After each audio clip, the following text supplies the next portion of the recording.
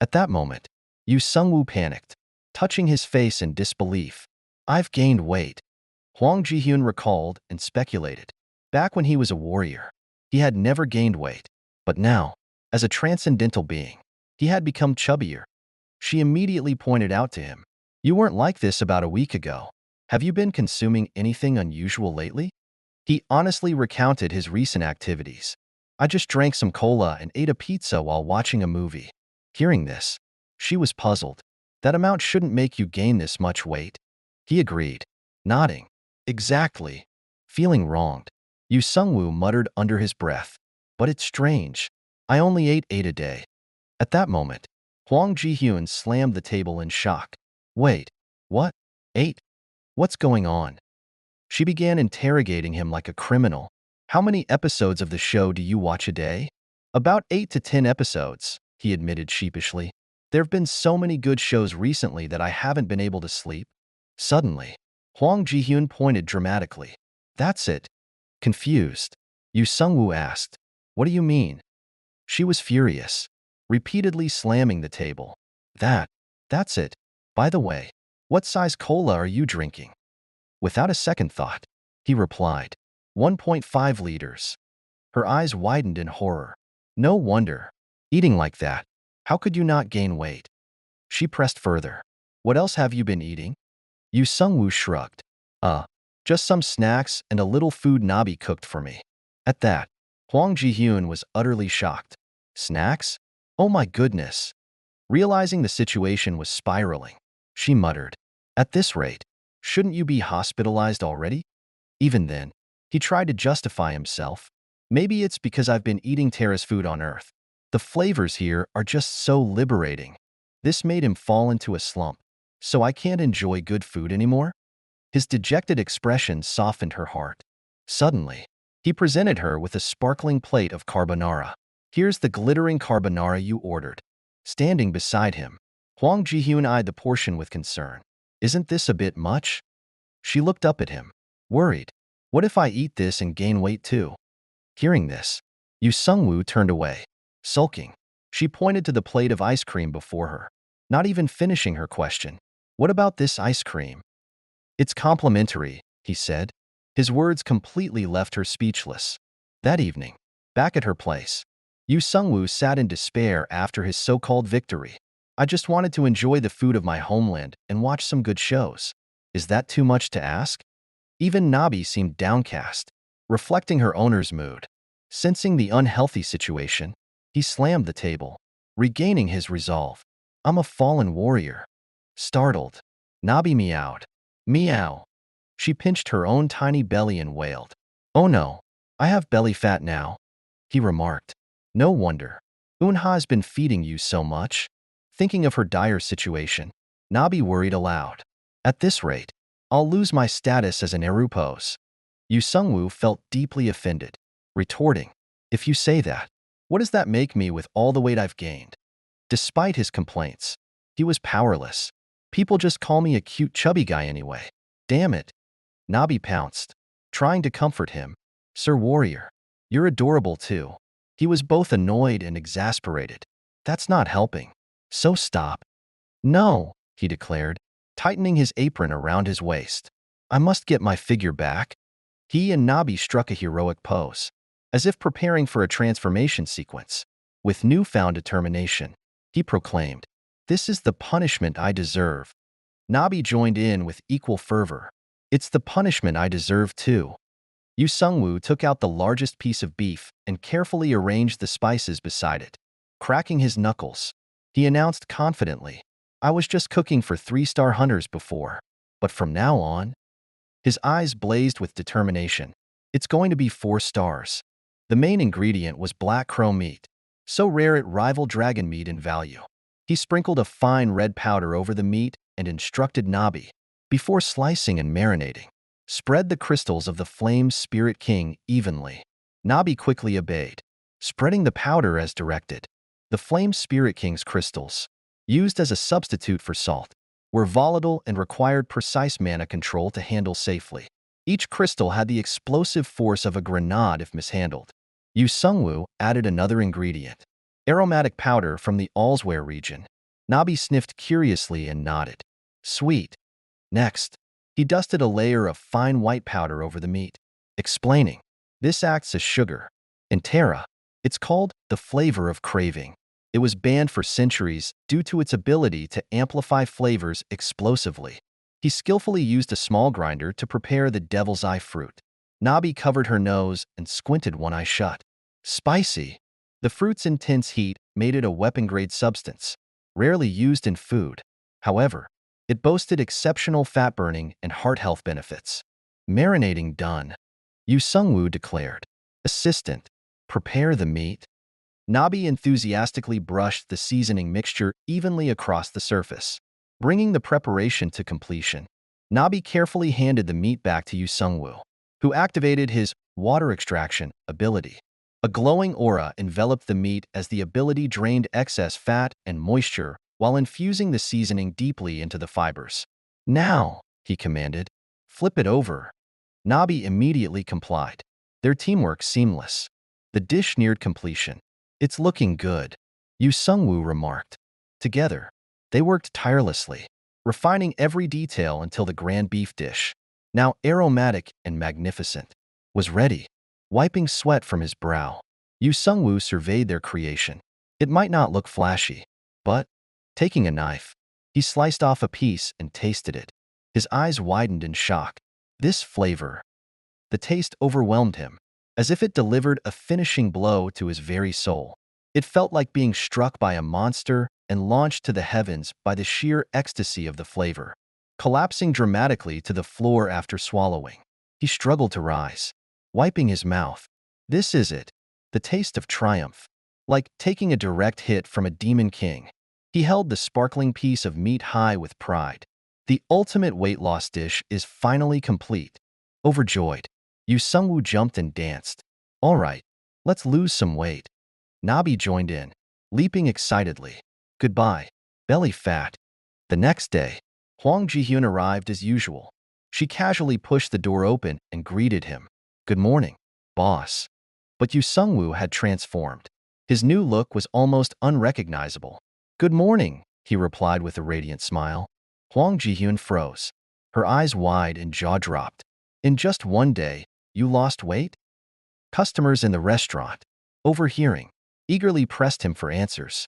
Boss, tell us, what's your secret? He waved them off nonchalantly. If you gain weight from food, you lose it with food. Just eat and lose weight. Hwang Ji-hyun blinked in confusion. Eat and lose weight? Unintentionally, his offhand comment stirred curiosity, and suddenly, everyone in the room stood up, demanding his secret recipe. Obesity, an eternal foe of modern humans. It is the root cause of countless diseases. Rarely does anyone ignore their measurements or weight. Nobody disregards their physique. With 3 pairs of eyes staring intensely at Yu Sungwoo, he panicked as they began interrogating him. Give it to us. Quick. Can we eat that weight loss dish too? He tried to calm them down. Please, everyone, let's be reasonable first. They roared angrily at him. How can we stay calm now? Yeah, just sell it to us already. The customers began arguing amongst themselves. I'll take responsibility and buy all of it. I was here first. Who are you to butt in? I'm buying it all. Yu Sungwoo scratched his head, laughing with a hint of smugness. Haha. He then tried to reason with the crowd. First of all, this dish is specifically designed for hunters. It could be dangerous for regular people to eat. Their enthusiasm deflated instantly, a stark contrast to their earlier fervor. So stingy, they grumbled. Office workers are just too busy to deal with this. Still, Yu Sungwoo skillfully continued. I'm really sorry, but I can only suggest adjusting your diet and exercising moderately. While the office workers resigned themselves to disappointment, Hwang Ji-hyun's eyes sparkled with excitement. So, since I'm a hunter, I can eat it, right? But he waved his hands dismissively, dousing her enthusiasm like a cold bucket of water. Even you, Ms. Ji-hyun, are pushing it. Her spirit crumbled, and she demanded an explanation. Why? Why not? Because this dish is extremely dangerous, he replied. She whined persistently. The last dish wasn't dangerous. But Yu Sungwoo shook his head firmly. This one is much more hazardous. It puts a tremendous burden on the body. Even if you eat it, you'll just end up with digestive issues. He elaborated further. A dish that causes sudden weight loss like this, isn't it obviously risky? Side effects are inevitable. Each word crushed her hopes. He explained. The process tears down and rebuilds muscles and nerves. If your body can't handle it, it could be life-threatening. It's not just magic or fantasy. Though she nodded dejectedly, she still muttered under her breath. It is magic and fantasy? With arms crossed, he stated firmly, further dampening her mood. It may be magic, but your body is real, Ms. Ji-hyun, and that's the problem. She looked like she was on the verge of tears, but then she straightened herself resolutely. I understand. So, what you're saying is that I need a body strong enough to handle the dish, right? Yu Sungwoo tilted his head in confusion. Did I say that? Her temper flared, and even he seemed intimidated. Then I'll just take on the monster food challenge. If I eat a lot of that stuff, I'll be fine, right? Surprisingly, he didn't try to stop her. If your body can handle it, you could eat other dishes too. Her face lit up with joy. That's great. He glanced at her from head to toe, clearly confused. But honestly, Ms. Ji-hyun, you're already very fit. Why would you even need to lose weight? Turning away, she replied helplessly. That's the problem. People who don't understand the struggles of those who don't. His face was a picture of bewilderment. What? She raised her voice, her aura overpowering him. You don't understand how much effort it takes. Managing food intake, resisting cravings, forcing myself to exercise even when I'm so sleepy I could die. Starving every day because I've exceeded my calorie limit. Running in the park at midnight just to make up for it. Have you ever experienced that? Yu Sungwoo looked off to the side, as if recalling something. No, I haven't.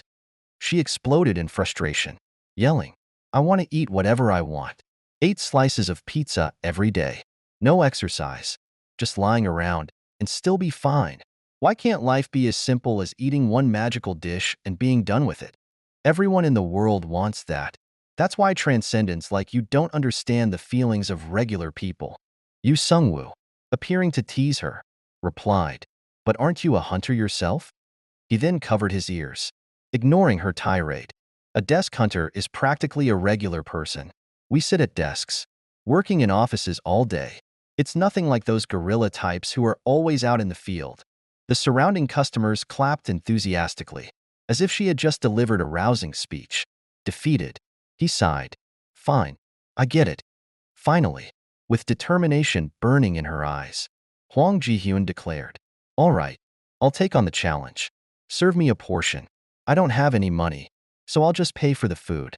Even if I succeed, that'll be reward enough. Yu Sungwoo secretly rejoiced, having found the perfect excuse to get back at Hwang Ji-hyun for earlier. I'll make it especially terrible, he thought mischievously. Turning away, he told her, After the regular customers are done eating, I'll prepare it for you. Meanwhile, the disappointed office workers lamented their inability to try the weight loss dish. After all, it's just back to exercising. Huh. Yeah, he's right. Eat as much as you want, but you'll have to burn it off anyway. A female customer idly twirled her fork in a plate of spaghetti. It's true. This is all just weight. No matter how delicious, it'll all turn into fat. The office workers sighed collectively, weighed down by their struggles. Yu Sungwoo, observing nearby, actually understood their feelings. It wasn't like he was oblivious to those frustrations. He overheard everything but found it difficult to come up with a solution. In Terra, there was no such thing as obesity, so he had long forgotten how big of a problem it was here. Propping his chin in his hand, he pondered, How can I help them?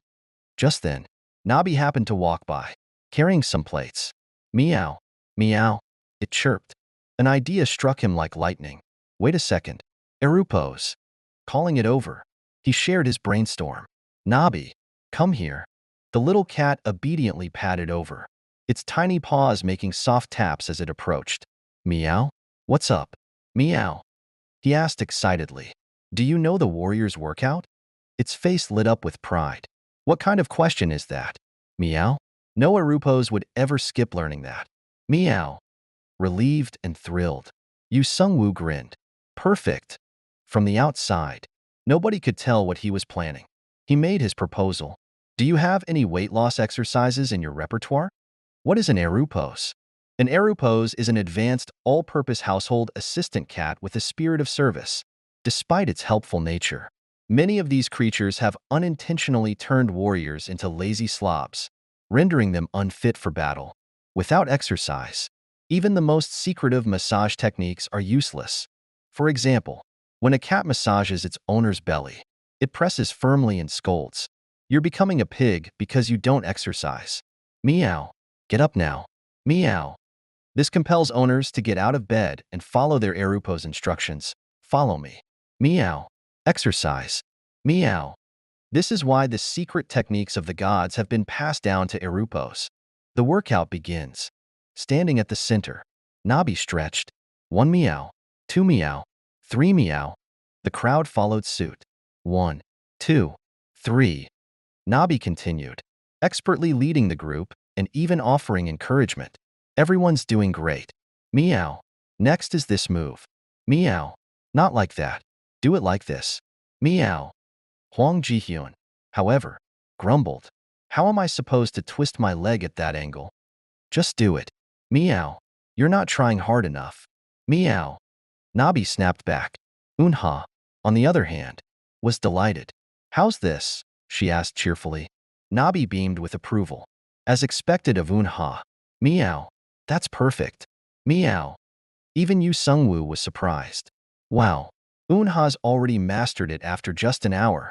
In contrast, Hwang Ji-hyun struggled with every move. Huffing and puffing, Nabi pressed on relentlessly. 2 meow. 3 meow. For meow. Say it louder. Meow. Though embarrassed, everyone followed Nabi's lead, chanting meow as instructed. It didn't let up on Hwang Ji-hyun, though. Don't be shy. Say it loud. Meow. Exhausted and mortified, she muttered weakly. Meow. Nabi, losing patience, stomped its little paw. Not like that. Lower your back more. Meow. From behind, Yu Sungwoo popped his head out, teasing her mercilessly. I think it means like this, meow. Her face flushed red with irritation. You're so annoying. Sungwoo, she snapped. He chuckled quietly to himself, clearly enjoying her reaction. Nabi, hopping mad, yelled, hurry up and do it. Meow. All right, I'll do it, she finally shouted. With an oddly fierce cry of meow, she nailed the move perfectly. Nabi was ecstatic, visibly relieved. Good. Meow. Now on to the next move. Meow. Watching this unfold, Yu Sungwoo thought to himself, sometimes, exercise isn't such a bad thing. Meanwhile, a bodyguard standing in the back appeared awkward, as if unsure of how to participate. It seemed even the audience felt secondhand embarrassment watching it all. The next morning at Yu Sungwoo's house, Min Okifi declared, I'm ready to start the challenge. Yu Sungwoo was surprised at how quickly time had passed. Smiling, he said, That's right. It's graduation day for you. Minho nodded. Yes, thank you. Yu Sungwoo reminisced about when Minho was initially reserved and even a bit aggressive. Now, he was much more cheerful and ready to move on to the next step. With a proud smile, Sungwoo replied, Good job. Curious, he asked, By the way, how's that beak guy doing these days? Minho shrugged. Oh, him? Lately, it seems like he's just been lazing around. Pausing to recall, Minho rubbed his temples. I think it's burnout syndrome. The mention of burnout made Sungwoo uneasy. That's not good. But before he could ask further, Minho explained, It's because of all the overtime and lack of rest. Plus, the situation he faced was the main issue. Sungwoo latched onto the phrase. The situation he faced. Minho elaborated. He was ranked 100. If he got pushed out of the rankings, it'd be over for him. The fear of slipping lower must have been overwhelming. Sungwoo scratched his head, surprised. I didn't think he'd be that fragile. With a sigh, Minho replied. He wasn't focused during missions before. We thought a break would fix it. Finding this odd, Sungwoo tilted his head. He rested, but it didn't help. Minho, sipping water, answered. Yeah, he's been resting at home. and I think he's even been drinking. Sungwoo looked away, lost in thought. The first dish. Breaking his reverie, Sungwoo presented the first dish. Here's the first round. It was a plate of stir-fried wild blossoms, fragrant and inviting. Enjoy. He patted his chest, trying to keep his breathing steady. Minho stared at the plate for a moment, his expression tense. Stay calm and stick to the plan, he thought. Meanwhile, Sungwoo pulled out his phone, preparing to snap a photo or video. Min-oh, slightly startled, asked, "What's this about?" Sungwoo replied, "I'm going to hang the winner's photo on the wall." Min-oh quickly nodded. "I haven't even taken a bite yet." Smiling slyly, Sungwoo encouraged him. When a tiger hunter loads his gun, it's because he knows he can catch it. Enter a challenge only if you know you'll win. And you will win. Feeling motivated, Min-oh smiled faintly. His mood visibly lifted. Picking up his chopsticks, he began eating the dish, savoring each bite like a hard-earned reward. Victory. 30 minutes later, the plate was spotless. Min-oh Kifi, alongside an office worker, was declared one of the winners. Their photos were hung on the wall of champions. Min-oh's eyes sparkled as he admired his prize, Sterner, a magical dagger that emitted electric currents. A direct hit from it could knock an opponent unconscious. Sungwoo popped his head out, teasing, "Why not throw it? It's just an old chopping board. Don't worry, I won't pass out." Min-oh, eager to test it, hurled the dagger with all his strength at the chopping board in Sungwoo's hand. As Sungwoo had described, the dagger activated its self-defense mechanism on impact, sparking with electricity, holding the chopping board without fear. Sungwoo remarked, "It has one more feature." With a gentle push, the dagger automatically returned to Min-oh's hand. Sungwoo demonstrated, showing how the weapon could be thrown and recalled effortlessly. Hearing this, Min-oh beamed with delight, clearly thrilled by the dagger's abilities. Photo mishap. However, when it came to taking a photo, Min-oh's demeanor changed. Embarrassed, he jumped when Sungwoo took a picture. "Your expression is great. Should we use this one?" Sungwoo teased. Panicking, Min-oh protested, "I like the other photo. That one was an accident." Sungwoo chuckled. "But your smile looks so good here. Seriously, it's perfect." Seeing that Min-oh was on the verge of blushing, Sungwoo relented. All right, I'll stick with the original one." He smiled warmly as Min-oh sighed in relief, clearly appreciative despite his earlier embarrassment. Min-oh Kifi bowed deeply, feeling utterly defeated. "Teacher, you're so childish." Yu Sungwoo, still oblivious, shrugged. "That's why we have monster food challenges." That night at Baek Hangheek's house, the moon shone brightly over a chaotic scene. Baek Hangheek sat amidst a mess of beer cans scattered on the floor. He mumbled incoherently, "First order, protector of the world." On his bed lay his half-drunken body, surprisingly lucid despite the alcohol. As expected, "It doesn't suit me." He drifted in and out of thought about his life. No friends, no girlfriend, well, maybe. He raised the beer bottle to his lips again, a bitter smile curling on his face. "I wonder if that guy even considers me a friend." With that, he gulped down more beer.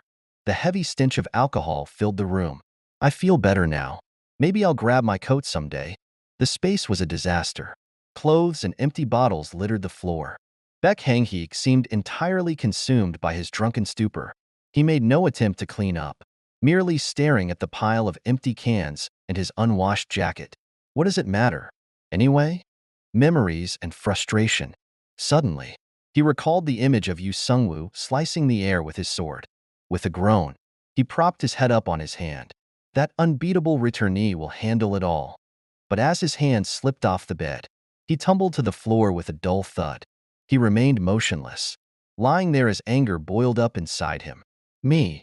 With trembling hands, he pounded the cold floor repeatedly. "If I were a returnee too, I'd be the same way." His voice cracked as he forced himself to sit up. "This world, if I had that power, I'd do better." Hurling the beer bottle across the room, he screamed into the void of the night. "I can be stronger. I can do it." He managed to stand briefly, but immediately slipped and collapsed back to the floor. His consciousness started to fade. I could even be a warrior. An unexpected visitor. Unbeknownst to him, the very person he had been thinking about was already in his house. Yu Sungwoo stepped inside silently, taking in the sight of Baek Hangheek asleep on the floor. He sighed. How could you let yourself get like this? Carefully maneuvering around the scattered beer cans, he sat on a chair near Baek. So this is what he's like, a bit more childish than he seems. Placing a half-finished beer bottle upright on the floor, Yu Sungwoo rested his chin in his hand, gazing at Baek with a strange expression. It sounds like he's mumbling something interesting. 9 years ago, when the first gate opened and monsters began to invade, countless people disappeared. After 3 years, those who had vanished suddenly returned one by one. They recounted that they had traveled to another world and gained immense power. The public's reaction to this situation was fascinating. Many people admired them, wishing they could acquire such power themselves. Honestly, I was a bit envious too. This was because, before disappearing and returning to this world, those individuals had all come from humble backgrounds.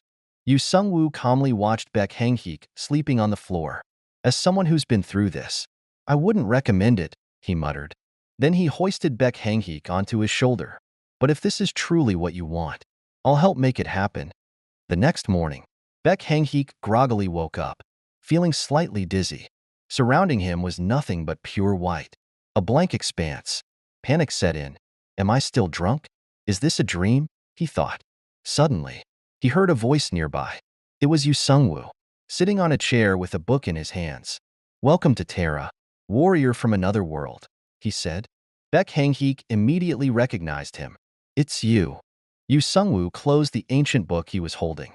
From now on, you must go to Terra and save those in danger. Baek Hangheek, still in shock, stared at him wide-eyed. What? Don't ignore me. What exactly are you doing? Yu Sungwoo shut the thick book and said calmly, just sit down and listen.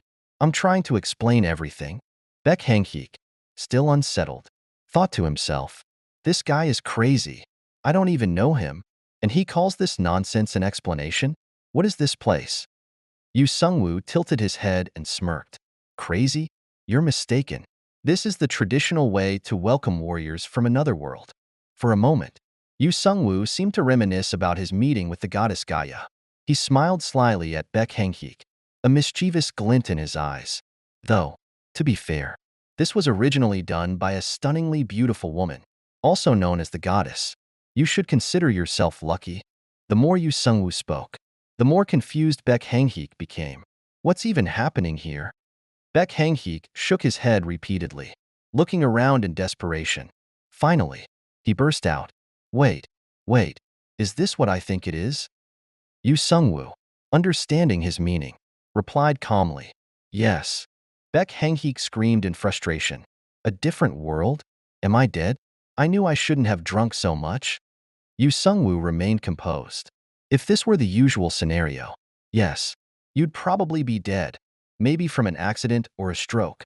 But you're not dead yet, though with the amount of alcohol you consume, that day might not be far off. Baek Hangheek was even more flustered than before. But this is still another world, isn't it? Why am I here? Yu Sungwoo grinned. I'm glad you asked. That's a good question. Because you wished for it. Baek Hangheek's jaw dropped. What? When did I ever say that? Yu Sungwoo mimicked him perfectly. If I could go to another world, if I could return, if I were a warrior, I'd do so much better. Baek Hangheek suddenly recalled his drunken ramblings. He didn't remember much, but fragments of the memory rushed back. His face flushed with embarrassment. I only said that because I was drunk.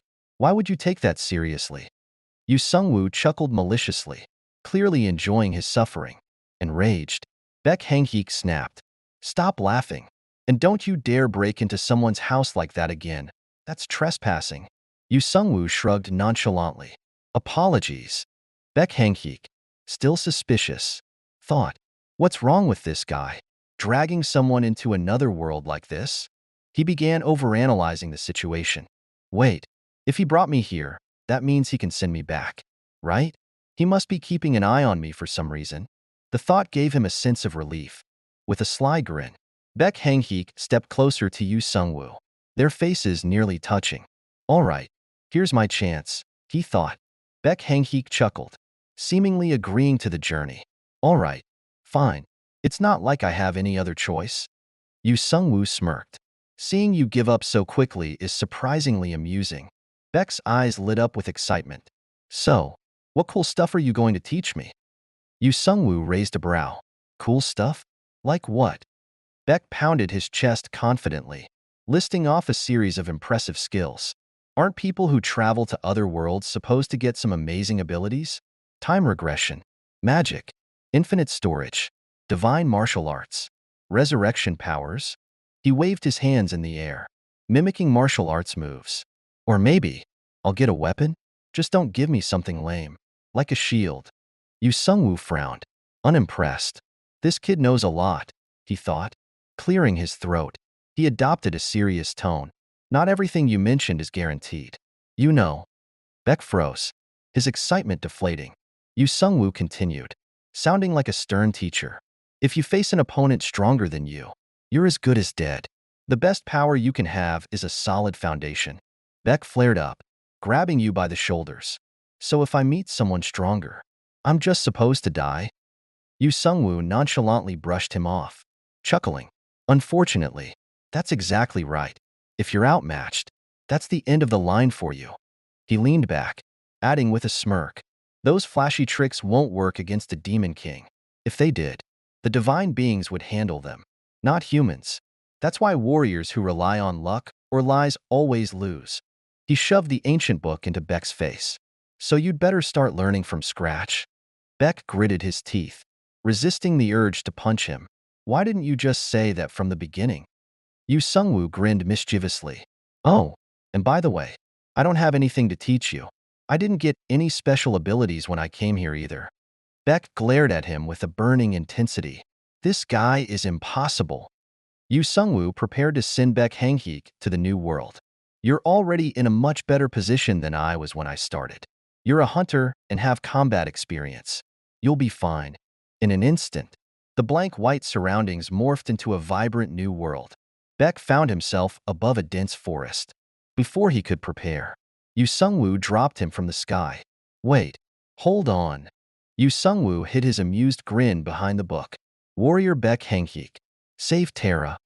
Beck plummeted toward the ground, screaming, I curse you. Yu Sungwoo, hovering above, added, Oh, by the way, 3 months here is equivalent to 3 days on Earth. I've already given you a few perks. He listed them off nonchalantly. You'll understand the local language and dialects, have a skill progression monitor, and you can teleport back to me if you're in a life-threatening situation. Closing his book, he confidently remarked, He'll learn plenty from this experience.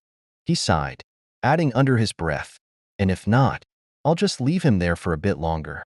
As the glowing pages of the book revealed Beck Hangheek's name prominently, Yu Sungwoo smirked. 1 month later, in the city of Terra, Beck Hangheek stood by the village notice board, scanning the list of tasks. He looked much more mature now, clearly having leveled up. None of these quests look worth it, he muttered. Suddenly, a kobold named Q's bumped into his leg. Q's, a talking fox-like creature, chimed in. Hey Beck, aren't you going to eat? Beck sighed. Fine, let's grab some food. These quests are a bust anyway. They headed to a nearby steakhouse. On the plate in front of them was raw, unappetizing meat. Beck frowned. This is animal feed. Calling this food is an insult to food itself. Q's, already chewing on a piece of meat, replied lazily. Huh? If you say so. Beck hesitated, picking up a piece of meat, only to recoil. The stench of sweaty socks wafted from the meat, and the fruit on the side was visibly rotten. He grimaced, looking around in disbelief. How can you people eat this stuff? Kobold Q's sneered. But you're still eating it, aren't you? Beck Hangheek snapped, defending himself. I'm only eating it to survive. But seriously, eating this same stuff for an entire month is unbearable. Q's remained unfazed, continuing to chomp on his food. This 3-star mutton has plenty of benefits. You know, it restores energy and even builds muscle. Despite that, Beck retorted sharply, cooking is about flavor, not function. Q's raised an eyebrow, clearly unimpressed. Beck, I respect you as a guest from another world, but some things shouldn't be said so bluntly. TSK, So rude. Beck struggled to take another bite, but the taste was too revolting. He slumped in defeat. Eating this makes me realize just how good Yu Sungwoo's cooking actually was. This is torture. Suddenly, the system window popped up before him. Emergency mission alert. Warning, your body's nutrition levels are critically low. Objective, consume 4-star meals for 1 week. Reward, access to the inventory system. Baek Hang-heek blinked at the notification, his mood oscillating between despair and determination. A week of 4-star food? Where am I even supposed to find that in this place? He muttered, already feeling the weight of the challenge ahead. The system immediately sent out a notification. Emergency mission. Severe nutritional imbalance detected. Consume 4-star, red star, food within 1 week. Baek Hang-heek, utterly confused, asked, What? What kind of ominous-sounding thing is this? Is it like some evil spirit feasting on rice? Kobold Q's chimed in. Oh, I know what that means. Is it like a bicorn grazing on grass? This only puzzled Beck more. A bicorn? What even is that? Q's, still cheerful, began explaining. A bicorn is… Stop. Beck interrupted, covering his ears. Don't explain. Let me think for a moment. The more Beck thought, the less sense it made. If it's an emergency mission, then it must be that. A hero's mission. In this world, adventurers were divided into 2 types, those chosen by the gods and those who weren't. Baek Hang-heek struggled to grasp this distinction. So, it's about whether you receive a mission directly from the gods or not. Does that mean I've been chosen by a god? Scratching his head in confusion, Beck muttered, What even? After a while, he turned to Q's and asked, Hey Q's, I need to ask you something. Go ahead. Q's replied, What is it? If it's an important question. Though, I'll need dog snacks as payment. Beck glared at him instantly, making Q's backtrack nervously. All right, fine. 3 coins should be enough. Taking a deep breath, Beck carefully asked, What's the difference between those chosen by the gods and those who aren't? Q's answered eagerly. The biggest difference lies in missions. Those chosen by the gods receive missions that make leveling up easier, and the rewards from the gods are an added bonus. Beck nodded slightly, starting to understand. I see, but I mean, what are the criteria for being chosen or not? Oh, that's simple. Beck, you're a summoned being in this world, right? The little kobold continued to explain enthusiastically. When someone is summoned, if the summoning is done personally by a god, then they're 100% chosen. Even if someone summoned you on behalf of a god, you'd still be considered chosen. Suddenly, Beck thought of Yu Sungwoo's sly face. Wait, could that guy at the rice shop actually be a god? Or maybe someone acting on behalf of a god? Shaking his head to clear his thoughts, Beck muttered, No way. Even if he were a reincarnator, calling him a god would be ridiculous. Maybe a representative at most. Slamming 3 coins onto the table, Beck shouted, 3 coins. And you couldn't even give me a straight answer. Wait, hold on. Q's yelped. There's one more scenario. The kobold eagerly revealed more information. There's also the hidden piece scenario. Hidden pieces include things like discovering secret dungeons or finding treasure. Sometimes, if you catch the attention of a god through certain actions, you might become chosen later. That's what we call a hidden piece. As Q spoke, it sneakily tried to grab the coins. This term comes from Earth. Seems like you're unfamiliar with it? Beck scoffed. Unfamiliar? Back in my day, I found so many hidden pieces in games. Q's eyes sparkled with admiration. Meanwhile, Beck clarified. Yeah, tons. In games like The Last of Us. For example, hidden pieces. Plural, not just one. Hearing this, Q's looked intrigued. You found that many hidden pieces? Then maybe there's hope for you to become one of the chosen after all. Beck grinned confidently. Of course there is. Checking the system notification again, Beck winced. It seems like the condition for this hidden piece is tied to that. A month of eating only 1 dish. Placing 3 coins on the table, Beck caused Q's to yelp. Oh no. Even then, Beck pressed on. Isn't there anything else? Like a way to find out which god assigned the mission. For example, Kobold Q's cheerfully and innocently said, Of course. Look at the lower right corner of the mission window. There's a carved pattern there. Take it to the temple of the gods to inquire. Beck Hangheek grinned. Now that is worth the 3 coins. I thought you were just a clueless mutt, but it seems your explanations are actually useful. As Beck headed off, Hughes wagged its tail, saying, "Time to go buy some snacks." Before long, Beck stood in front of an enormous cathedral. He had truly gone to the temple of the gods to consult an apostle about the pattern. The apostle admitted, "This is the first time I've seen such a pattern myself. I'll need to investigate further." After a brief pause, the apostle declared without hesitation, "It's the mark of the god of swords, victory, and predation." Hearing this, Beck was overjoyed, as if he'd struck gold. The god of swords? It has to be something majestic. A sword, the greatest of all weapons. The king of armaments. His face lit up with happiness. And the god of victory? It must be like Nike, or no? Nick. Just the name screams triumph, like it can cut down anything in its path. But then his expression shifted, and he squinted at the apostle. "Wait a second." Looking thoroughly perplexed, Beck asked, "What the heck is the god of predation?" Even the apostle seemed stumped. "I'm not sure either. I've never heard of a god with 3 attributes like this." Beck muttered, "Not the god of cooking, but the god of predation? Seriously?" Feeling utterly defeated, he rubbed his forehead in frustration. "This is giving me a headache. What's next? An inventory system?" Suddenly, his mood brightened as he recalled the possibilities. "If I had one, I wouldn't need to carry heavy luggage anymore. No more worrying about pickpockets stealing my wallet either." A moment later, his enthusiasm returned. "All right, I'll take this mission." He turned to the apostle. "So, I just need to head north, right? There's a winter remembrance festival happening there, isn't there?" The apostle confirmed. "Yes, that's correct." With a fiery determination in his eyes, Beck muttered, "So that dream, it all makes sense now." Dusting himself off, Beck declared, "I'm going." At a mist-covered mountain, meanwhile, at the great temple of the gods, Yu Sungwoo stood before a stone tablet, reading the inscription aloud. "God of swords, victory, and predation."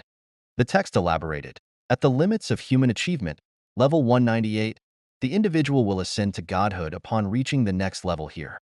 When they become a god, their divine name and path will reflect their accomplishments. Engraved forever in the great temple." Yu Sungwoo's first divine title was Sword, earned by reaching the pinnacle of swordsmanship. The requirements were clear. Level 198 was the threshold of human power. Upon reaching level 199, he would gain his next divine title. After an arduous journey and countless battles, Yu Sungwoo had reached level 200 and defeated the Demon King. In doing so, he earned his second divine title, Victory.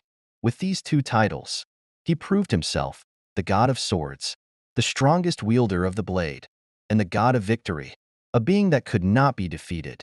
Failure to uphold these titles would strip him of his divine powers. Leaning back in his chair, Yu Sungwoo relaxed. "No problem. Who could beat me with a sword anyway?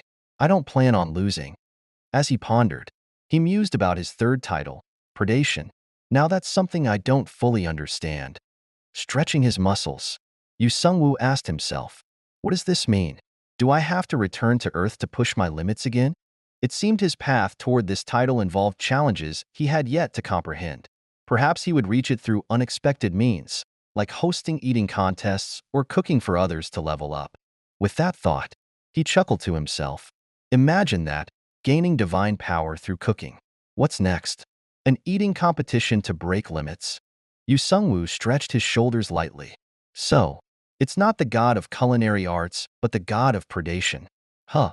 Is it because Hestia is still around? He sat down and sighed deeply. Lost in thought, feeling bored, Yu Sungwoo sprawled out lazily. "I don't know, but for now, leveling up is all that matters." Looking up at the sky, he mused, "I wonder when another big boss like the Demon King will show up. Better conserve my strength until then." That thought made him chuckle aloud. Huh. Feeding others predation-based meals to level up? Looks like I've been doing too good a job playing the role of a rice shop owner. He absent-mindedly opened a book to relax. But suddenly, a notification appeared. Washin, Beck Hangheek, has completed the mission. The message stated that Beck had earned the right to wield divine powers at will. He had also been awarded 155 experience points from Washin and received a reward, an A-ranked sword filled with the resentment of winter. Yu Sungwoo chuckled as he muttered to himself, "Well done." Gaia did mention he'd earned some experience points, but then his face fell. Wait a second. Did he claim the item reward too? Realizing his mistake, Yu Sungwoo shot upright in panic. I forgot to recall the reward item. Meanwhile, Baek Hangheek was fuming. He raised his middle finger toward the sky and cursed under his breath. You damned death god. The harsh weather only made him angrier. Blood-sucking thief. I was so excited about getting an A-ranked sword. And now you take it away? Standing below, Beck ranted and raved. You beggar god. Just then, a sword fell from the sky and smacked him in the face. The people of Terra referred to this as divine punishment. Morning escape amidst winter snow. The serene winter morning was shattered by the chaotic scene of Baek Hangheek fleeing for his life. Terrified, he muttered to himself, "If they catch me, I'm dead for sure." Behind him, a group of swordsmen gave chase, shouting, "Catch that scoundrel! I'll crush him with this hammer." Desperately, Beck pushed himself to escape. The Snow Demon Festival. Elsewhere, the Snow Demon Festival was in full swing. Participants were capturing mischievous snow goblins and harvesting scallions that sprouted from them. The atmosphere was peaceful until the sharp whistle of the wind broke the silence. Then they appeared, mighty snow warriors. Although referred to as goblins, these beings were formidable snowmen armed with weapons made from their own icy forms. If one managed to defeat the snow demon leader, they would earn rare S-rank materials and the chance to claim remnants of the snow demon. A group of adventurers pursuing Beck called out, "It's not over yet. Stay calm. He hasn't done anything irreversible." Hidden among the group, Beck smirked slyly. Baek Hangheek knew he wasn't strong enough to defeat the snow demon leader. Without a party to support him, he had no hope unless luck decided to favor him. A trickster's resolve. Crawling and scheming, Beck muttered, "Do you really think I, Baek Hangheek, believe in something as fickle as luck?" Suddenly, he spotted a familiar footprint in the snow. It belonged to a snow demon attempting to ambush him. Fortunately, Beck's sharp senses caught it just in time. His eyes narrowed as he braced himself. The snow demon lunged with immense force, but Beck's quick reflexes allowed him to dodge. On Earth, I was a protector of humanity, he thought bitterly. But here on Terra, I'm nothing more than... Beck spotted the remnants of the snow demon, a scallion. Without hesitation, he activated his stealth ability, slipping into invisibility like a thief. With deft hands, he snatched the snow scallion. This world already labels me a thief, he mused. Might as well live up to it. A perfect escape. Beck bolted away, relishing the thrill of success. Everything had gone perfectly until he stumbled upon an A-rank sword. Triumphant, he declared, "I've consumed the remnants of the snow demon and earned my reward, this A-rank sword." But his celebration was short-lived. "I offered it to you, but you threw it back as divine punishment? For that, I've been chased by the villagers ever since." The relentless villagers pursued him, shouting, "We'll make you suffer the most painful death." Beck glanced back and smirked. "Do you think I'll just let you catch me?" In a bold move, he flung himself into the snow, rolling to safety. On Earth, I was a protector. Here, I'll protect myself. The villagers arrived moments later, but it was too late. All they heard was a fading cry echoing through the snow. The Star of Baek Hangheek, at the Celestial Temple.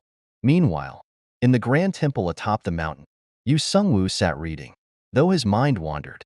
Suddenly, a notification popped up. Baek Hangheek has completed his mission and unlocked the item storage skill. A thief has emerged in Terra. The book he was reading contained an entry about this thief. A thief possessing the strength of a warrior, skilled in stealth and item storage, has stolen countless treasures. The planet Terra, unprepared for this kind of chaos, had descended into turmoil. Yu Sungwoo froze as he read the words, breaking into a cold sweat. Wait a second. A peculiar exchange. Renato gazed at Yu Sungwoo with a strange expression. With a soft sigh, Renato asked, "Sungwoo, your third divine title is predation." Hearing this, Yu Sungwoo replied lightly, "Yes." Renato, however, was growing agitated. You're the god of predation, not some god of thieves. So, what's going on? Can you explain this? Closing his book with a tired expression, Yu Sung-woo admitted, I underestimated him. My apologies. He began recalling the situation. He's incredibly quick-witted, with stealth as his specialty. But the real problem lies with my own abilities. Your abilities? Renato tilted his head in confusion. What do you mean?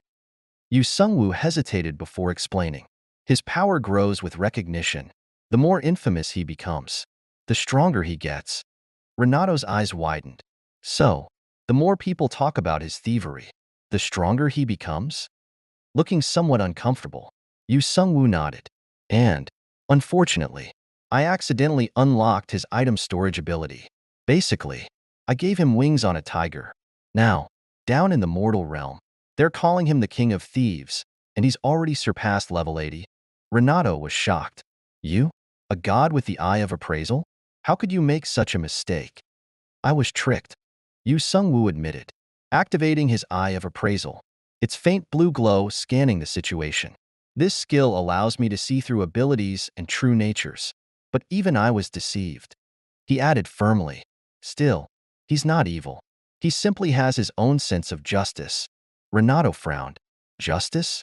He has a warped sense of justice if he's acting like this. Yu Sung-woo sighed. That's because he's from Earth. The people of Terra are naturally good-hearted, but his values are different. Renato covered his mouth in surprise. Are you saying that unless someone shares his earthly perspective, they won't understand his actions? Exactly, Yu Sung-woo confirmed. Renato's eyes glowed red as he activated the demonic eye of appraisal, a skill that detects evil. Even with this eye, I don't see any malice in him. So, his thefts aren't driven by bad intentions? Renato asked skeptically. No, he's not malicious. Yu Sung-woo replied. He just… Renato, sensing Yu's hesitation, finished the sentence for him. Just wants to blow off some steam. Right. A faint yes escaped Yu Sung-woo's lips. Still, Yu felt the need to justify his explanation. He's under a lot of pressure, trying to act like a leader when, in reality, he's just a rebellious troublemaker. Renato's eyes narrowed with barely concealed frustration. And he's doing all this in Terra? Why not go back to Earth and cause trouble there? I said I'm sorry, Yu Sung-woo exclaimed. A divine revelation. Opening his book to check the situation, Yu Sung-woo found a report. You have received 12.155 experience points from your divine avatar. The reward, 1,000-year vinegar. He chuckled softly.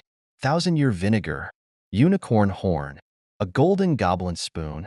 Looking at the list, Yu Sung-woo couldn't help but smile mischievously. At least I disabled the sacrificial offering system, but he keeps sending me things voluntarily. His loyalty is surprising. If he knew I was the god he's been serving, he'd be mortified. Despite his amusement, frustration gnawed at him. Still, these treasures he's stealing are all from those wretched nobles. When I was fighting the Demon King, they refused to cooperate. Yet they've been hoarding these high-quality materials all along. A wild idea struck him, and his eyes gleamed with mischief. Should I send him on a mission to rob the royal treasury next? Renato startled him by tapping his shoulder. Sung-woo? Huh? Yes?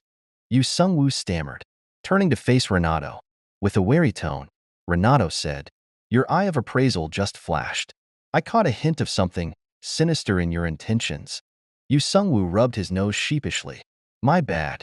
It's my avatar's fault anyway. So this is technically my responsibility. If you want, you can handle him yourself. Renato tilted her head, then smiled faintly. All right, I'll send one of my avatars to deal with this.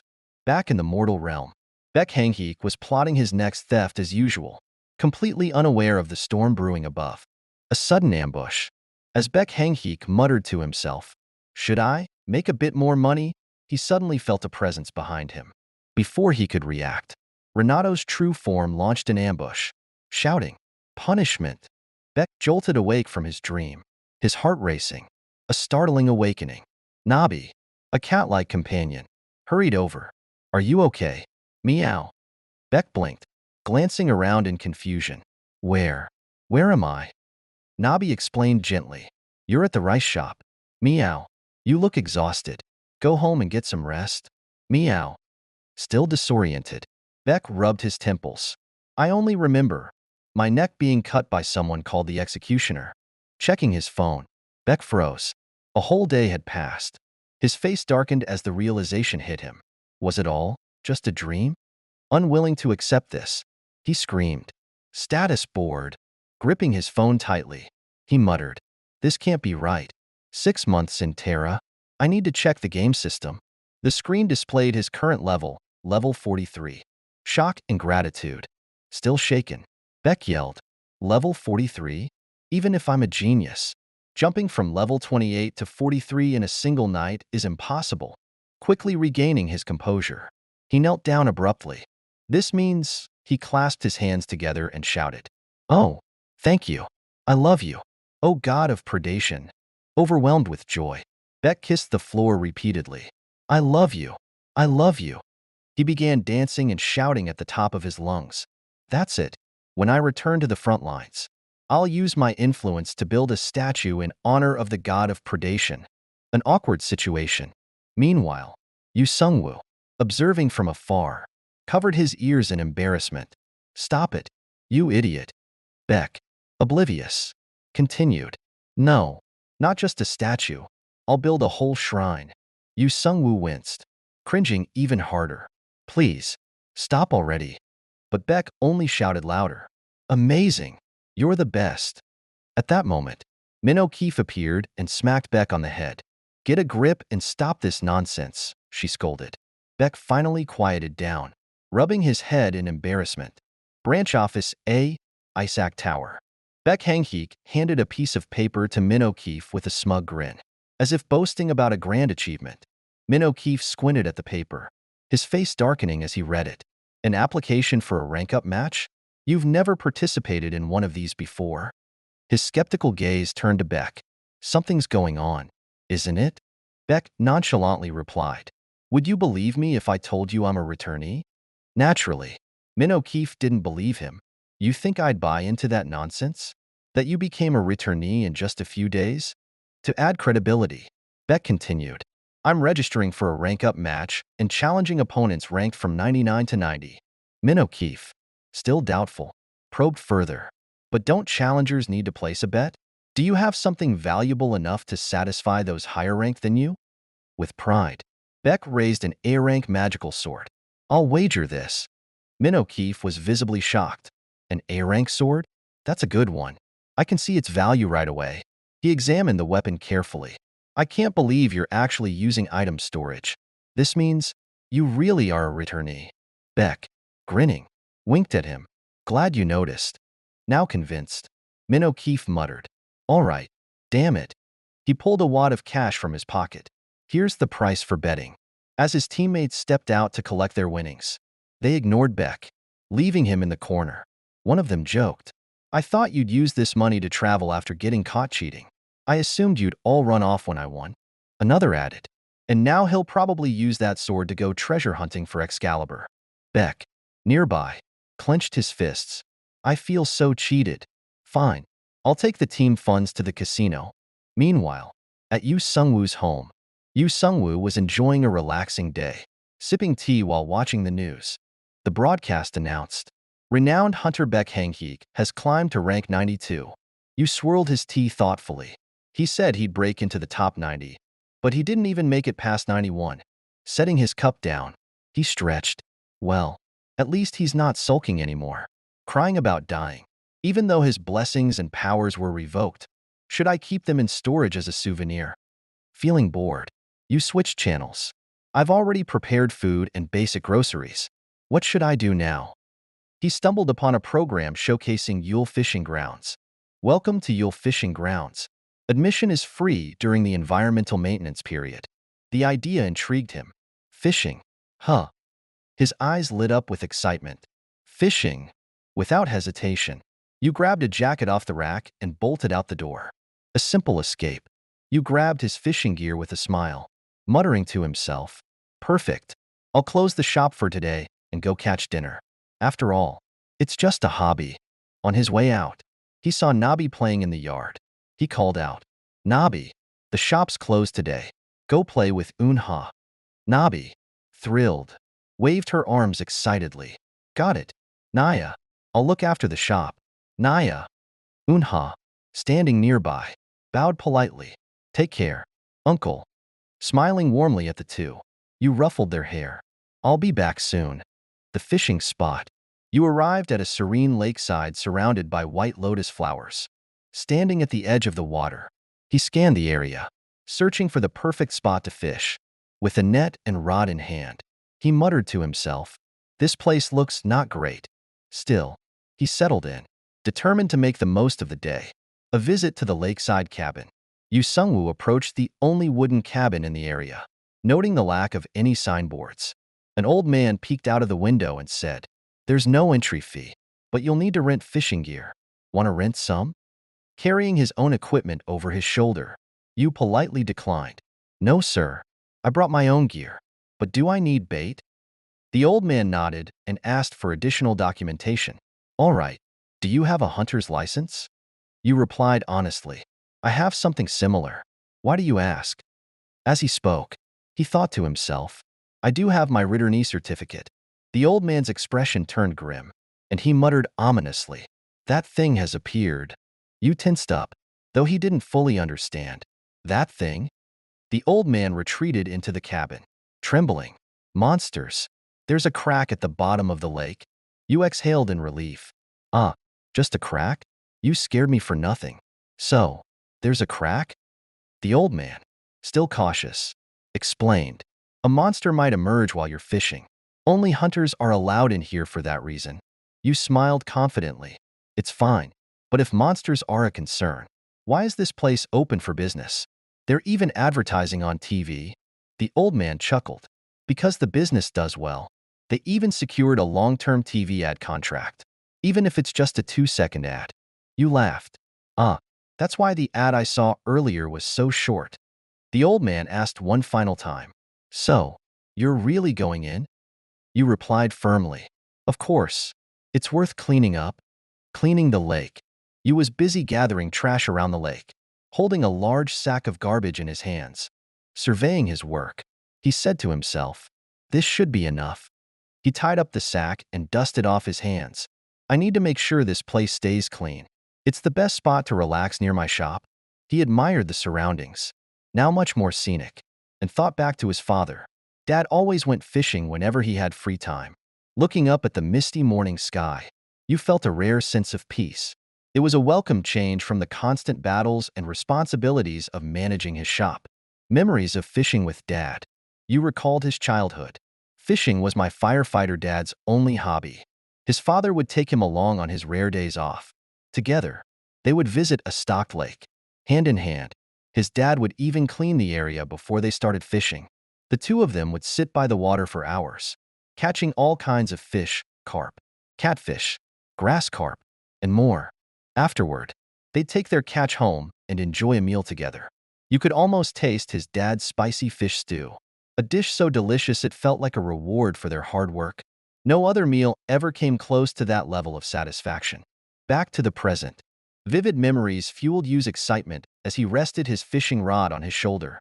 "That's why I love fishing. It connects me to those days." He cast his bait into the water with the eagerness of a child. Enough cleaning. Time to fish for the first catch. As he watched the vibrant flowers floating on the water, he couldn't help but marvel. Hard to believe the water here is so murky with all these beautiful lotus flowers. Is it because of the crack? He thought aloud. If the water quality worsens, the fish population will dwindle, leaving only a few low-quality species. A sly grin spread across his face. In other words, the fish here. Suddenly, the line tightened. Something had taken the bait. Excited, you pulled hard on the rod.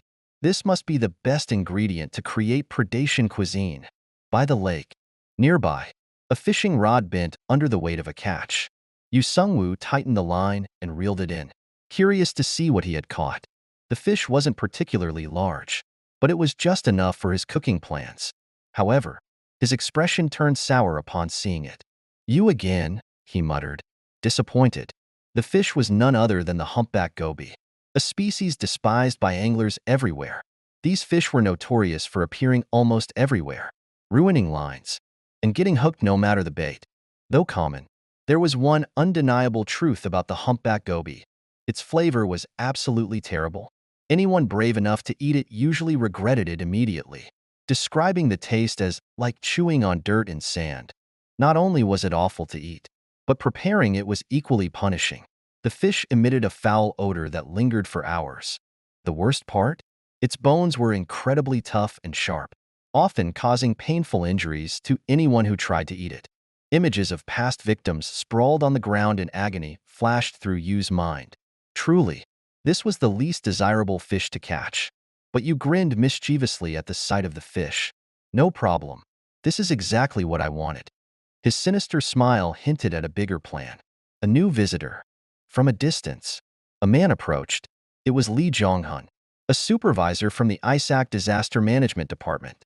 It's been a while, he muttered to himself as he surveyed the area. Standing before the dilapidated fishing site, Lee rubbed his temples in frustration. This place has deteriorated so much. It used to be beautiful. Suddenly, he spotted the old shopkeeper peeking out of the cabin. The shopkeeper quickly covered his face and darted back inside. Slamming the door behind him, Lee let out a sigh. It's been 9 years. Years ago, the owner of the Ford Fishing Grounds had asked Lee to address issues in the area. But as a frequent visitor back then, Lee had made the decision to decline. I thought it wasn't worth wasting resources. Lee reflected, now regretting his choice. But after all this time, no one's come to help. Walking over the cracked and weathered ground, Lee mumbled, according to the reports, fishing here is still possible. But with the slime infestations, this place barely qualifies as F rank. Meeting Yu Sungwoo. As he walked around, Lee spotted a young man by the lake. Yu Sungwoo, busy fishing. Hello. Yu greeted cheerfully, noticing the newcomer. Hello. Lee replied, his eyes filled with a mix of curiosity and concern. This guy, he's the returnee. Yu Sungwoo. What a troublesome person to run into. Lee's gaze drifted to Yu's bucket, overflowing with humpback gobies. Why are there so many humpback gobies in here? Lee asked, visibly annoyed. Without hesitation, Yu replied, I'm catching them for cooking. For cooking? Lee looked puzzled. You're planning to use humpback gobies for food? With a smile as radiant as a pageant winner, Yu nodded. Yes, they're great ingredients. In fact, they're perfect for making weapons. My dish made with these gobies could easily become a biological weapon. Lee's face twisted in discomfort. Is he seriously planning to send hunters to the afterlife with a dish made from humpback gobies? Though he detested the idea, Lee forced himself to speak calmly. I don't know if you realize this, but you can't sell dishes like that as biological weapons in your restaurant. You're treating your customers pretty badly. You didn't seem fazed. He simply chuckled and smiled awkwardly. Smiling outside, questions inside. Though Yu Sungwoo kept a pleasant smile on his face, his mind raced with questions. Does he know I'm a restaurant owner? If so, he must be connected to the forces managing the gate. With a friendly tone, Yu said, my apologies. I was too focused on fishing and didn't explain myself clearly. I don't plan to sell these fish. He finally elaborated. I'm just planning to use them as weapons to deal with the slime around here. Lee Jong-hun, puzzled, asked, deal with slime? The question made him ponder deeply. So, he's planning to take down other monsters with these awful fish? Yu continued casually, reeling in another fish. This fish could kill a dragon, so slime shouldn't be an issue. Lee's jaw dropped in shock. Dragons are officially recognized as the strongest and most formidable monsters to fight. And he kills dragons by cooking? Lee thought, stunned by the absurdity of the statement. He turned away briefly, trying to maintain composure. Is this returnee joking? No. He's the same returnee who cleared an SS rank gate, so he's probably telling the truth. Deciding to engage further, Lee asked, you're seriously saying you can capture slime using just food? Of course. It's incredibly simple. Yu replied with complete confidence. Dragon bait. Lee's mind conjured up a ridiculous image. He makes it sound like using insect spray on bugs. Completely overconfident. Yu, with a smug grin, explained. A dragon is just a big lizard that knows magic. They're not that hard to deal with. Sure, They're strong, but their self-control is terrible, and they're easily manipulated by their desires. Feigning a friendly expression, he continued, they're easy to trap. It's just like fishing for carp. Carp? Lee echoed incredulously. You nodded with a sinister glint in his eye. In my experience, all you need is bait. No matter the dragon species, they all have one thing in common. Flashback, the red fossil. The memory shifted to a time when you carried a peculiar item, the red fossil, a square, molten artifact, standing over the defeated Crimson Dragon, the right-hand servant of Demon King Saelius. He smirked. The only reason I managed to defeat it was, as you held up the fossil, his confidence radiated. Its overwhelming scent offered a flavor no dragon could resist, not even Saelius himself. Back in reality, Lee pressed further. But I've heard dragons can eat anything without issue. That's true. You admit it. So what did you feed it? Lee asked, growing more curious. You grinned proudly. My ultimate dish. To put it simply, it's an unbeatable monster-killing meal. He added, monsters go absolutely crazy for it. Of course, the finishing blow is still done with a sword. My teammates insisted on that. At least they wanted to look like they contributed. The ultimate dish. Lee's surprise deepened. An ultimate dish? Such a thing exists? You nodded. I told you. My cooking is both a weapon and the perfect bait. That's exactly what I'm using to catch slime here. Lee struggled to wrap his mind around the idea. After a moment, he glanced at Yu's fishing rod and asked, is there anything I can do to help? Yu responded, I haven't caught enough humpback gobies yet. I need over 60 more. Lee stood abruptly, his face set with determination. Let's finish this today, he declared, immediately agreeing to assist you with unwavering resolve. The food of the gods. The scene shifts to the Roman gods, the god of wine and the god of food, whose dishes and drinks symbolize immortality. The food of the gods was said to bestow great blessings upon mortals who consumed it. But among the divine creations, there was one dish, a dish of predation cuisine. That was the antithesis of immortality, a deadly creation, capable of killing even the gods themselves. Ragnarok, the twilight of the gods. Yu Sungwoo's ambition. Yu Sungwoo pondered. The Ragnarok I made before was just a crude imitation. The cooking process is incredibly complex, and the ingredients are almost impossible to find. Despite its flaws, even the imitation dish had been enough to bring down Kyrios, a godlike opponent. Looking at the bucket of humpback gobies, Yu's thoughts churned. What would happen if this terrible, ordinary fish were cooked using the Ragnarok recipe? A mischievous grin spread across his face. Ragnarok. Freshwater edition. Should I name it the humpback goby of destruction? He watched the gobies swim in the clear water. If I keep experimenting, one day, I'll create a 6-star dish, he murmured to himself. As time passed, darkness blanketed the lake, and Yu and Lee Jong-hun finally finished fishing. Reflections by the fire. The two sat down to rest. Yu asked casually, do you visit this fishing spot often? Lee Jong-hun replied, I used to. It's been 9 years now. Lee reminisced about the past. This place wasn't always like this. Years ago, it was a prime location. There were plenty of catfish and carp instead of these gobies, and the lake water was crystal clear. He recalled his happiest times.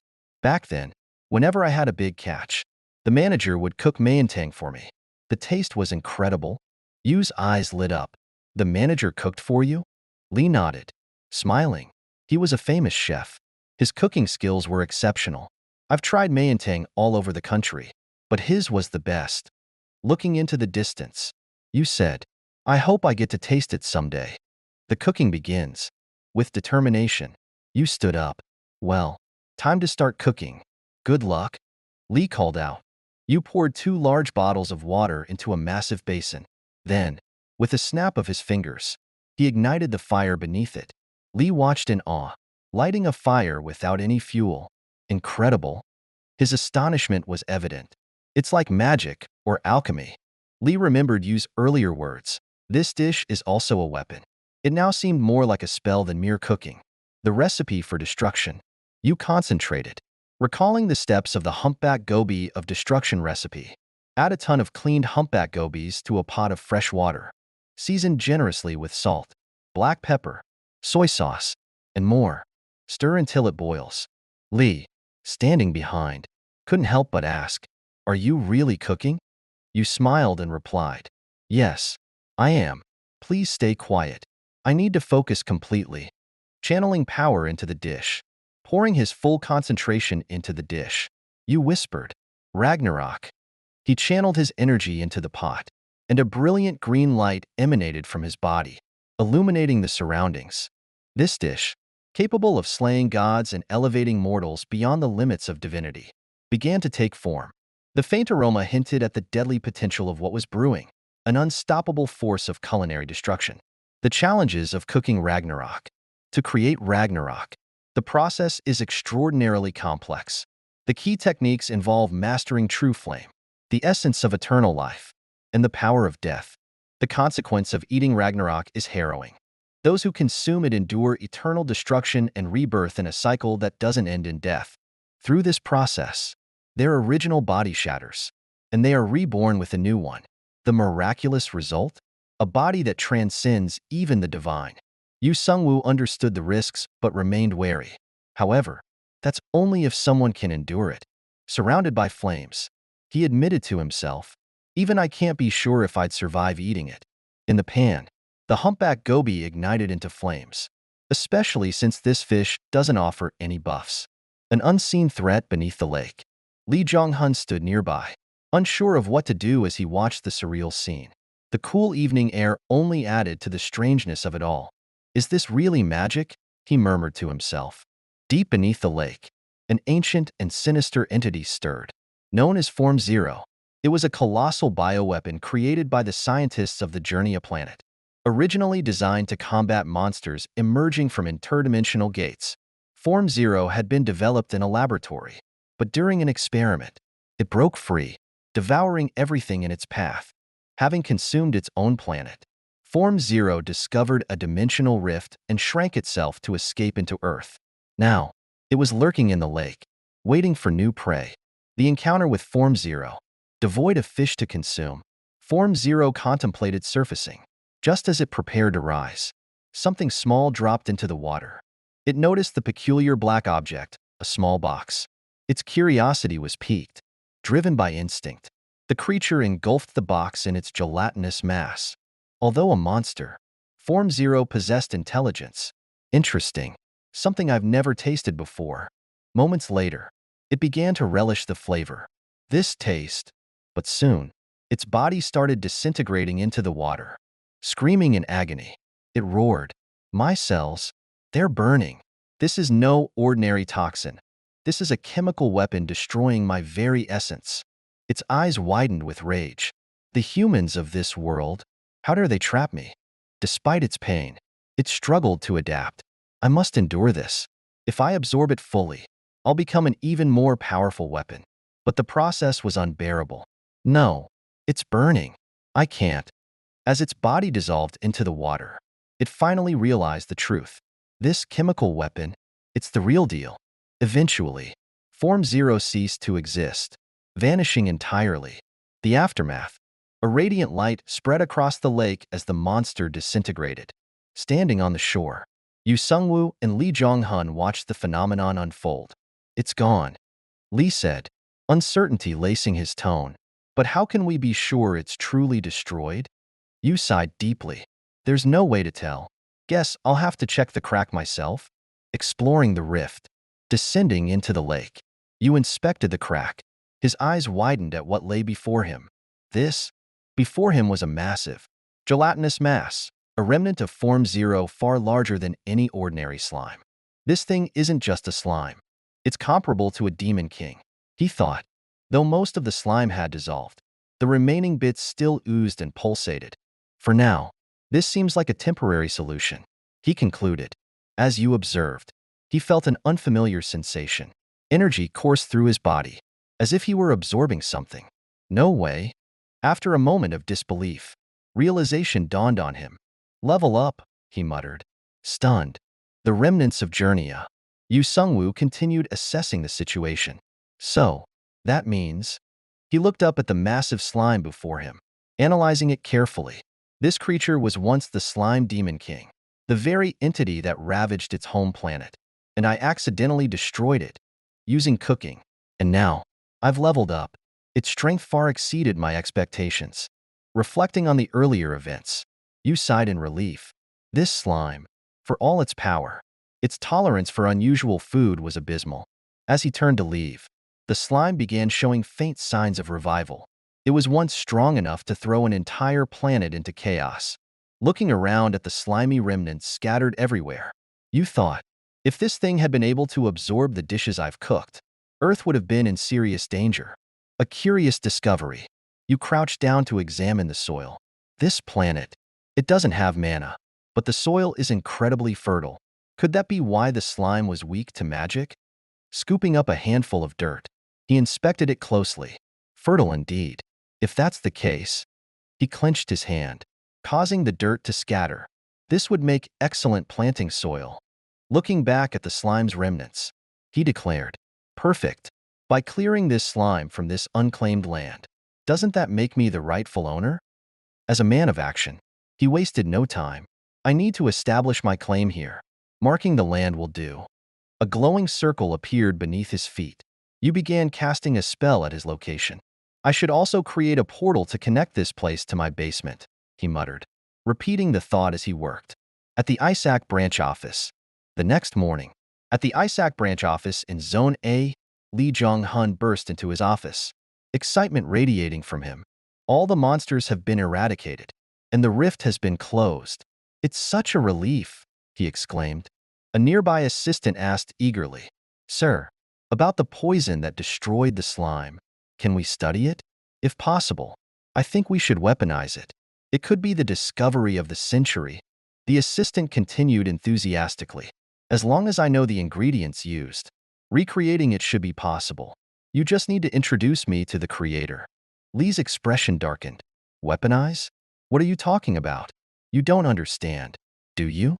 The assistant looked confused. My apologies, sir. Lee sternly replied. Ingredients? Humpback goby, salt, pepper, and garlic. That's it. Pausing for effect, he added, and let me tell you how it was made. You mix the ingredients thoroughly while boiling them in water. The assistant blinked in disbelief, struggling to comprehend. That's it? Lee sighed, clearly exasperated. Yes, exactly. That so-called poison was nothing more than a ridiculous dish called the destruction of humpback goby. The assistant was overwhelmed, his mind spinning. You're saying it's possible to kill slime with just food? His brain felt like it was overheating. Error. After a long pause, he finally regained composure and muttered, I'll just write I don't know in the report. That sounds reasonable. Lee agreed with a resigned shrug. As the assistant left, Min O'Keefe walked in. A lesson in understanding. Now do you understand the skill level of my teacher? Min said with a smirk. Lee frowned slightly. You brats are all so sharp. How do you know this has anything to do with the returnee? Min sighed dramatically. It's not me. You're just too easy to read, boss. Lee raised an eyebrow. What? Are you psychic or something? Nope. Min replied casually. I don't have that kind of skill. Lee took a deep breath, calming himself. Never mind. I see now why you said all those things about him. Min grinned triumphantly. Finally, you get it. A sudden fluster. Lee Jong-hun thought about the young man, his face turning slightly red with embarrassment. Honestly, even though we're both men, I have to admit, there's something strangely captivating about him. His forearms when he was fishing. Absolutely incredible. Min O'Keefe sighed deeply, clearly exasperated. The leadership styles between you two are like night and day. Lee scowled. Who are you talking about? You brat? Raising his voice, Lee shouted. When it comes to leadership, there's no proof he's better than me. Problem-solving and guiding people are two completely different things. Min, sensing Lee was getting carried away, intervened. I wasn't comparing you two. I was comparing the teacher to Baek Hang-heek. Lee paused, flustered. Oh, I see. Well, anyone's better than that guy. Trust and admiration. Min, trying to reassure him, said, You're in the top 3 most reliable people I've ever known. Manager. Second place is the Secretary General. Hearing this, Lee raised an eyebrow in concern. The Secretary General? Right. That guy. He's certainly reliable. Min nodded. He's completely different from the teacher. But still, you can trust him. Wouldn't you agree? Lee snorted. Different? They're as different as recovery in horror movies. Min laughed. More like a hero of justice versus an anti-hero. The Secretary General. The reason I respect him, Min explained, is because Secretary General Isaac Ju Hyuk-jin is a cold, calculating individual who will use any means necessary to get results. His reflexes are so sharp that they leave people speechless, and his ability to make precise decisions never fails him. These traits, Min noted, were the three phrases most often used to describe him. Lee shivered at the thought. The day Secretary General Ju Hyuk-jin and Yu Sung-woo meet, he imagined a catastrophic scenario unfolding in his head. I don't think I'd have the confidence to control that situation. A special privilege. Placing a hand on Min's shoulder, Lee spoke with a tone of earnest trust. Listen, Min. His face radiated a mix of determination and desperation. As the branch manager, I'm granting you a special privilege. Min looked puzzled. What kind of privilege? Lee quickly replied, as if unburdening himself of a heavy weight. From now on, don't tell me anything about the returnee. Yu Sung-woo. Don't share. Don't report. Nothing. Min's face turned purple with anger. What kind of privilege is that? You're basically asking me to take this to the grave. Lee shrugged and said, if I know, then the Secretary General will know too. Sometimes, ignorance truly is bliss. Remember that. Now, report today's activities. A heated exchange. Min's frustration only grew. Fine. Today, I visited the store. Lee quickly covered his ears. The store? Kid, I told you not to report these things. Ignoring him, Min raised his voice as if to scold him. I sensed something unusual in the basement of the store. I'm reporting it because I'm worried it could be contagious. Lee pretended not to hear, shouting, I'm not listening. He turned away and began singing South Korea's national anthem. Though the East Sea dries up and Mount Baekdu wears away, this childish behavior only infuriated Min further. Storming out with his head burning hot, he muttered, ugh, he's acting like Baek Hang-hyuk. What kind of grown man is this childish? Curiosity and concern. As Min O'Keefe left, he couldn't shake the lingering thought. What exactly is in the basement? Though he could only sense faint traces of its presence. The feeling was undeniable. It was like the aura of a boss monster. In the basement of the Warriors restaurant, the basement, a gift from Sungwoo's former colleague Renato, housed a rare and peculiar creature, a pudding slime. This creature, highly sought after, had the unique ability to produce sweet pudding in exchange for leftover scraps. Alongside it was another resident, a shy emerald slime and its companion, a timid green slime, both clinging to survival. Unbeknownst to them, danger was near. The return of Formula Zero, the fearsome Formula Zero, though its body had been oxidized and nearly destroyed by the destruction of humpback Gobi, had managed to survive. By adapting and fragmenting itself, Formula Zero had preserved its essence. It had slipped through the portal Yu Sung-woo created, seeking new opportunities. Staring at the slimes in the basement, Formula Zero thought to itself, perfect. These creatures look like me. If I absorb them, I'll return to my former self. Its naive logic drove it forward with determination. I'll absorb you all and reclaim my power. Formula Zero easily consumed the emerald slime, expecting to grow larger. But, to its frustration, its size remained unchanged.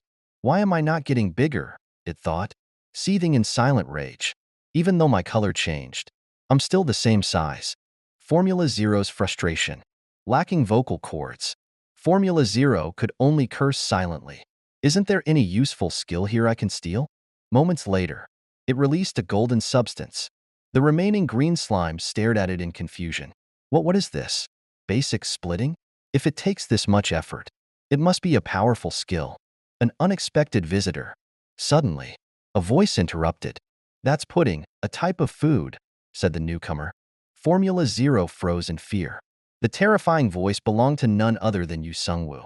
Standing before it, Sung-woo's face radiated an eerie calm. You came through the portal I created, didn't you? And you're still alive? Not bad. His expression shifted to one of annoyance. But It looks like you've absorbed my pudding slime. Instead of scolding, Yu's voice turned mocking. Judging by your unchanged size, I'm guessing you've lost your ability to grow larger. Am I right? Formula Zero trembled. Impossible. You leaned closer. Ah, I forgot. You can't speak without vocal cords. Can you? The final confrontation. Yu's tone grew more menacing. Even though I usually try to remain calm, I'm a bit irritated that you ate my pudding slime. His hand gripped the hilt of his sword. With a fearsome glare that could rival any villain, he raised his weapon. This has gone far enough. I'll end you in one strike, he declared, his voice cold. Formula Zero let out a terrified shriek. Eek. A surprising taste test. Yu Sungwoo examined the golden substance he had picked up. Puzzled, the green slime nearby looked on, confused and nervous. When you squeezed the substance, it felt soft and gelatinous. This came from the pudding, he muttered, then popped it into his mouth without hesitation. Let's see. To his surprise, the taste was apple, no mint apple. After a moment, he concluded, no, it's a flavor I've never tasted on Earth or Terra. Glancing at the trembling slime clutching its head, he thought, is it because this comes from another world? As he deliberated further, Yu grew contemplative. What should I do with this? It tastes better than the pudding slime's previous product, but it's still the slime demon king. Morally, I can't let it live. The slime, terrified, thought, you're deciding whether to kill me, aren't you? Suddenly, Yu declared, I've made my decision. He stood up decisively. A strange proposal. Yu spoke to the trembling slime. First, I'll look at your memories. He sheathed his sword and retrieved an item, a time loop orb. This, he explained, holding the orb aloft, is a divine artifact. It allows me to glimpse the memories of my target. The slime, oddly, seemed pleased at this development. He's going to read my memories? You brought the glowing orb closer, and a radiant light pulsed as if rewinding time. Sitting quietly, Yu immersed himself in the vision. Meanwhile, the slime shrank back nervously, watching for his reaction. When Yu opened his eyes, his expression remained calm but thoughtful. The slime, however, was trembling more than ever. Why is he mumbling like that? This bastard is terrifying. I'm going to cry at this rate. An unexpected meeting. A few days later, Baek Hangheek and Min O'Keefe were on their way to Yu Sungwoo's place. As they walked, Baek casually chatted about strange foods from around the world. There are so many pungent dishes out there. Stinky tofu from China, kusaya dried fish from Japan, fermented skate from Korea. It's similar here. The food may smell weird, but you'll get addicted once you try it. Min shrugged. Isn't eating good food a normal thing? Baek shot back. This has nothing to do with flavor. The texture and smell alone are horrifying. As they entered the restaurant, Baek accidentally brushed against something. It felt elastic. What the? He blurted. Startled. Inside, they were greeted by the sight of Mini Formula Zero, casually carrying a tray of items. Baek froze. Boss, what is that? Yu Sungwoo smiled nonchalantly. That's my new employee, an air freshener. Smells nice, doesn't it? Baek leaned in for a closer look. Now that you mention it, yeah, it smells like flowers. Feels like we're on vacation in some warm, southern country. But suddenly, his face turned pale. Wait, no, that's a monster, isn't it? You shrugged. You can call it that if you want. Baek, unconvinced, insisted. No matter what you call it, it's still a slime. Reaching for his weapon, Baek thought, if this thing starts multiplying, it'll be a huge problem. As someone on the front lines, I can't let this slide. But Yu Sungwoo remained calm, his smile unwavering. Realizing this, Baek hesitated. Wait, this returnee wouldn't let me get away with it if I hurt his pet slime. Gritting his teeth in frustration, Baek reluctantly pulled out his gun. His face hardened as he steeled himself. No, I have to do what needs to be done. I'm blessed by the gods of swordsmanship and victory. Pausing, he corrected himself. Let's leave out the god of predation. Sounds a bit tacky. The heated debate. Baek Hangheek gripped his gun tightly and declared, Boss, as someone on the front lines, this is completely unacceptable. Keeping a monster loose in a restaurant. This is nothing like having a shape-shifting cat as a pet. Yu Sungwoo responded casually. I guess you have a point. So, do you have a solution? Frustrated, Beck yelled, do you really think there's an easy fix for this? You sighed in exasperation. Really? I was waiting for you too because I thought you'd have an idea. Finally, Min O'Keefe, who had been silent the whole time, spoke up. It's not impossible to solve this. He gently picked up the slime, cradling it in his hands. But first, I have a question. Min stroked the slime affectionately, ignoring its protests. What kind of slime is this exactly? It's different from normal slimes. Their bodies are usually acidic, but this one is harmless. Plus, it smells good and feels soft. The slime squirmed in irritation. Let me go. Do you know who I am? How dare you treat me like a pet? You answered cheerfully. Oh, I removed all the toxins from its body last night. Min nodded in understanding. Ah, I see. Well, in that case, there is a way. You should report one of your skills as taming. You looked puzzled. Taming? Min explained. It's essentially the ability to tame and manage monsters. Since you already have a shape-shifting cat, it wouldn't be a stretch. Does this slime have a name? Young Shik, he added nonchalantly. The slime froze, horrified. That's my name. Min placed the slime back on the ground and continued. As it's a slime, it can be classified as a combat-type creature. You could even receive care subsidies if you register it as a combat monster. But keep in mind, you'd also be summoned if a gate appears. At the mention of gates, you frowned. Humph, I really don't want to be summoned. Min smirked and suggested. Then falsify the paperwork. Register it as an F-rank slime. Both you and Beck were caught off guard. We can do that? You asked skeptically. Of course. Min replied confidently. You know the branch manager handed over all your issues to me, right? Haha. An unlikely resolution. Feeling more reassured, you replied. Looks like you've figured out everything about Young Shik, but it seems like you don't want to dig too deep. The small slime, noticing it was being ignored, started crying. Young Shik? That name? Level 30, former slime demon king. Young Shik, level 30. Min scribbled some notes and declared. I'll report its rank as F. This won't impact your business. Boss. You smiled brightly. Thanks a lot. No need to be formal. Min replied with a grin. Meanwhile, Beck stood motionless, his thoughts swirling. Branch manager. I think these two are plotting something here. What should I do? He overheard their casual conversation. Do you want some pudding? Yes, if you're offering. A brief respite. Moments later, the shape-shifting cat, Nabi, approached with a tray. Here's your coffee. Naya. Beck reluctantly sat down, taking a sip of coffee. Damn it. I tried to stop them, but that's enough. Let's just check today's Hunter's menu. Hunter's menu of the day. The day's special included dishes based on available ingredients. Beck scanned the options. Lamb steak, he read aloud. Amazed. Oh, lamb steak. He quickly placed an order.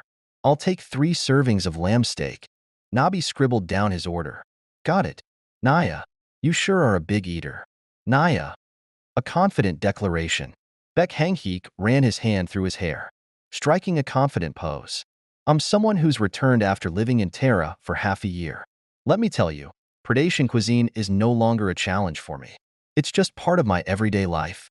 Nabi, impressed, clapped her paws excitedly. That's amazing. Naya, you know what?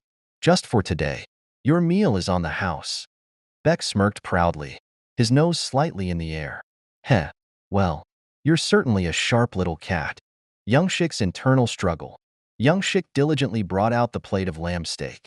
Inside, however, the slime was conflicted. I can't believe he actually came here to eat this mediocre dish. The people of this world are so bizarre.